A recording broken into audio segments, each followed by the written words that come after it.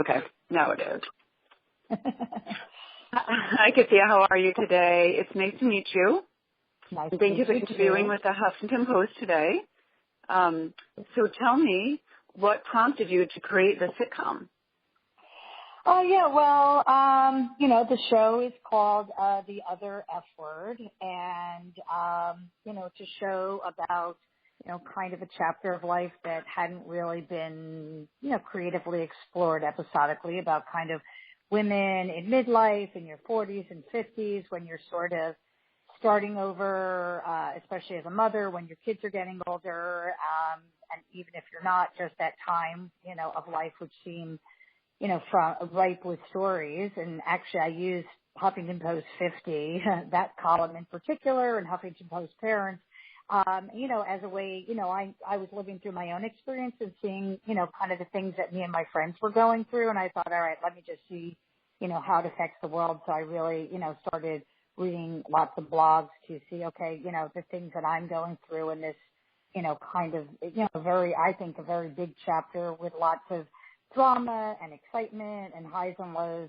Just seemed like a great, time to explore women and friendship, and kind of took the model of Sex and the City and Girls, this sort of, and girlfriends got to divorce a little bit to create, these 4 women friends, each kind of on their own midlife journeys. And, I tend to write comedically. I've done 3 independent features prior, and, so, there's drama, but also done with, with humor. Well, I love the fact that you're discussing ageism in Hollywood. I mean, recently Dakota Johnson, Melanie Griffith's mother, had discussed about how troubling it is for women of a certain age to get work in Hollywood. So do you have anything to say about that? Well, yeah. Do I? Do we have it up that time? No. I mean, again, like I said, I, was somebody that had worked in the movie business, as a full-time career in my 20s, and then I took a break and sort of came back in my 40s. And, with doing this story, I knew kind of as an independent filmmaker and somebody, not 100% in this side of the business, it was going to be hard to sell a television show. But, I was really blindsided when everybody kept telling me it's a tough demographic, and which made no sense to me, because everybody's like, oh, no, that's a tough demographic. And, oh, nobody wants to brand themselves with that age group. And it's sort of, I knew, like, again, it was a tough challenge just in general. But when I realized that kept coming up as the theme, which makes no sense to me at all, since we're such a large population with a lot of buying power. So, it just really struck me as, kind of disturbing in essence, that we were sort of, especially as women at this stage of life where I believe we're sort of in our me stage. And it's like, oh, wait, we're still invisible. This is so unfair. So. Oh, I absolutely agree with you. I mean, I'm being a 44-year-old woman as well. Yes. So yes. kind of I understand that. What is the feedback that you've gotten about ageism? I mean, from other people doing the show. And I did watch all your episodes, and it's absolutely, I love the show. Love it. I'm just telling you that. Yeah, I'm a big fan. Oh, thank you so much. Well, I kind of jokingly call myself a Donna Quixote, and that I'm tilting at windmills. So, I have a lot of, people in this industry, and my manager and some producers out there who are totally rooting for me, because it is well received. And, I've been sort of saying since the beginning, no, there's an audience for this show. And they will watch content online if we create it for them. And I'm sort of proving that, like in our 2 weeks since we've been on the Amazon platform, we've gotten really good feedback. But I know it's this, it's a real uphill battle, because I feel like, I jokingly say, for women, it's breaking through the glass ceiling. And I feel like for women over 40, it becomes plexiglass. Well, absolutely. And that was my next question, actually, about sexism. And, I read a report somewhere where men are still getting paid more than women, and I'm kind of not understanding why that is exactly. And, what are your thoughts about that? And well, I mean, it's a fact, and I do think when you're younger, and you probably experience that yourself, it's like when you sort of don't think it's real until you get to that stage where it starts happening to you. So, I mean, and I do feel that, fortunately, this sort of women's campaign is really taking light. I mean, there's a lot of attention, you know, in the different unions, and there's a lot of stories being written about that. But that's what I do find with this whole diversity. They really never bring sort of ageism into that dialogue of, you know, people of color and sexual preferences and gender and race, but they never really bring up ageism as one of these diversity categories, or not enough.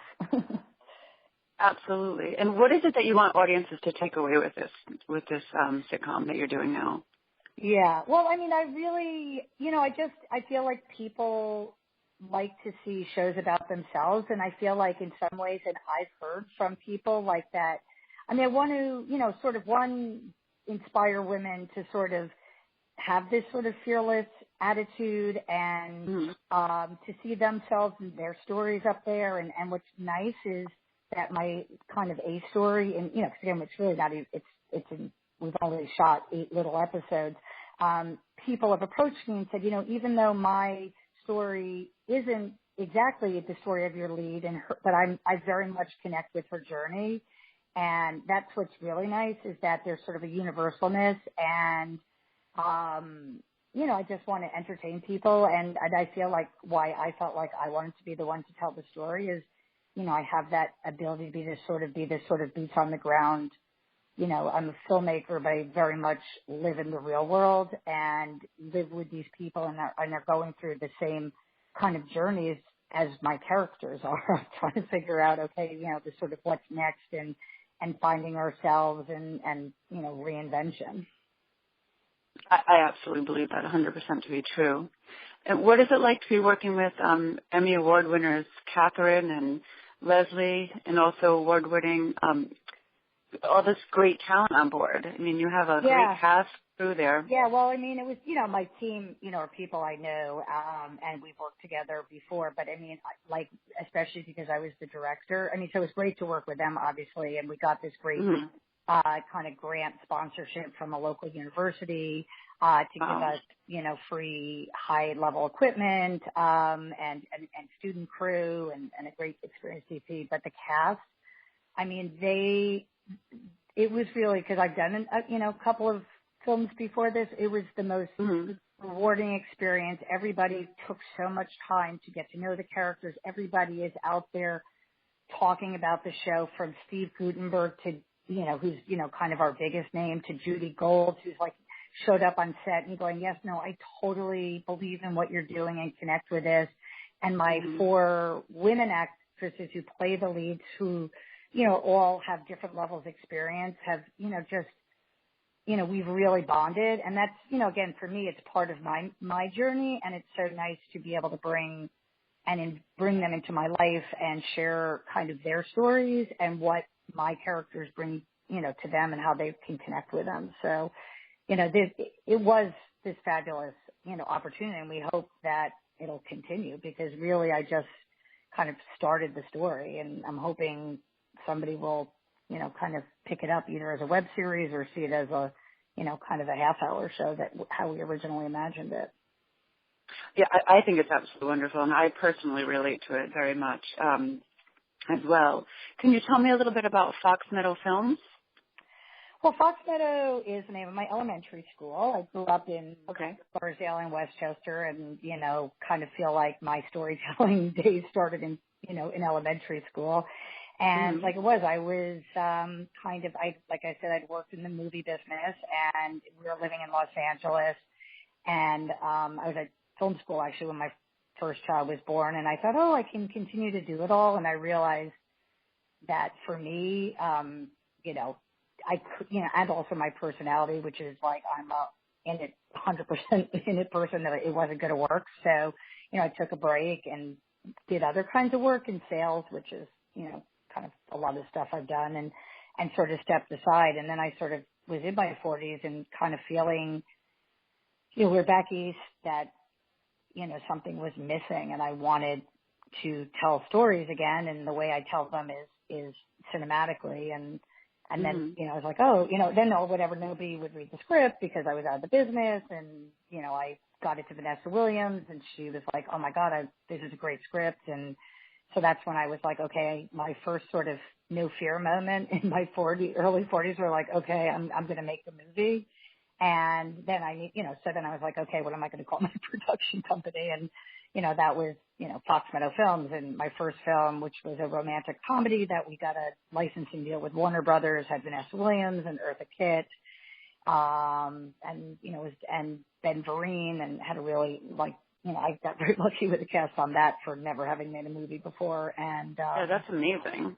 Yeah. And, but then I thought, oh, I'm back, and I wasn't quite, nobody really called. And I was like, oh, I have to do with Warner Brothers and everything's good. And so then, I just realized I was an independent filmmaker and made a micro, dramedy film. And then my third film was about suburban sports parents, called Bad Parents, and that one had Janine Garofalo and Sherry O'Terry. Oh, yes, of course, yes, I saw that. Yeah. That was excellent. So, yeah, I mean, and everything I do on, a shoestring budget and very grassroots, because, it's not like I have access, to all this financing, and it's super risky, all of that, so I don't really like to lose people's monies. And although I was fortunate, I mean, I've made money off my films, which is unusual.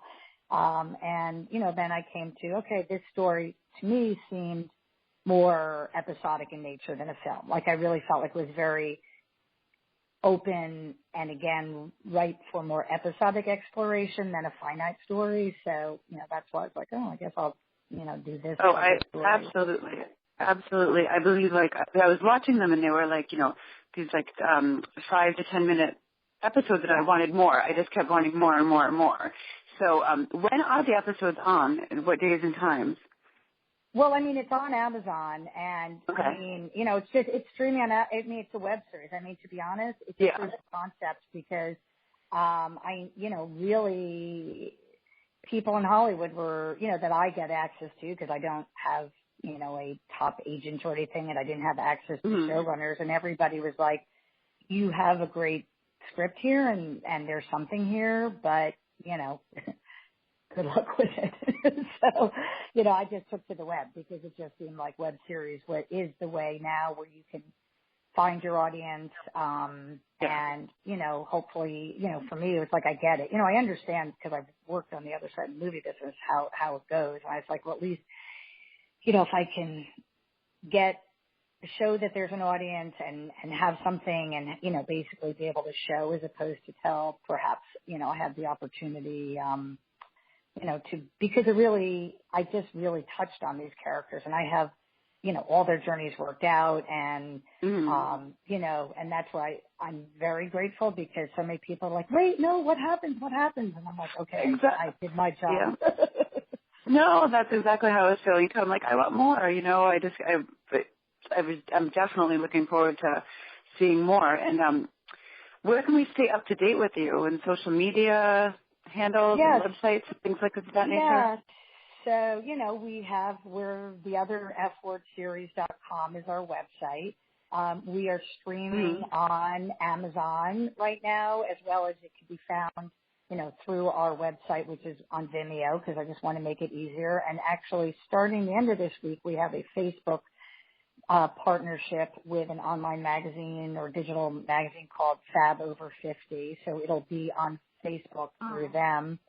And, because it's just like anything else, I just want to make it, and it's, it's all for free, basically, because the goal is to find the audience and be able to, basically, hopefully get seen by the right person, either, an Amazon for an upsell, or Hulu, or a network, or, to find a digital partner that'll, finance it in this web space, because that really, is the future. So, it definitely is the future. I mean, look at some of the shows that Amazon has already done, like Transparent.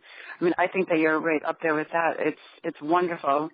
I love your series. I mean, I really do. Series. Yeah, no, like the micro series. No, I'm hoping, I think Amazon is a great platform for us. I mean, obviously, we would be happy with anybody.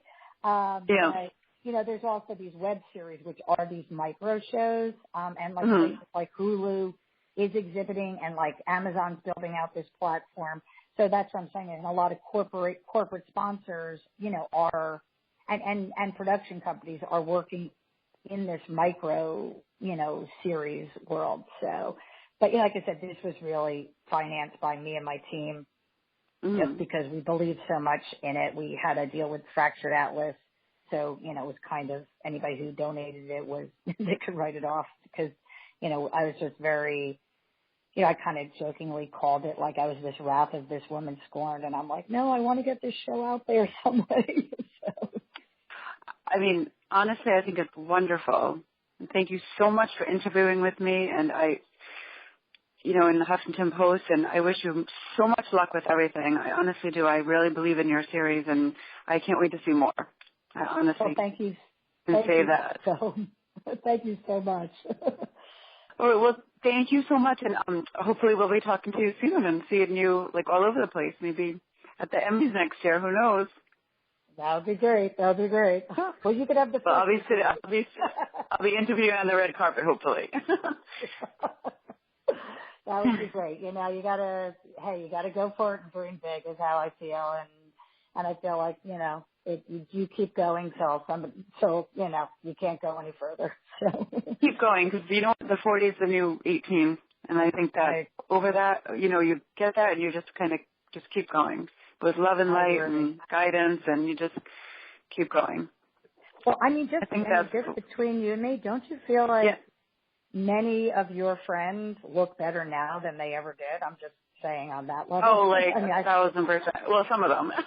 I'm just kidding. No, yes, I absolutely believe that. Yeah, but I do. I mean, the inside as well. I mean, I'm just saying more on the inside than anything. We're not like the same people we were when we were 18 years old. I mean, women capture a beauty as they get older that no 18-year-old can ever have.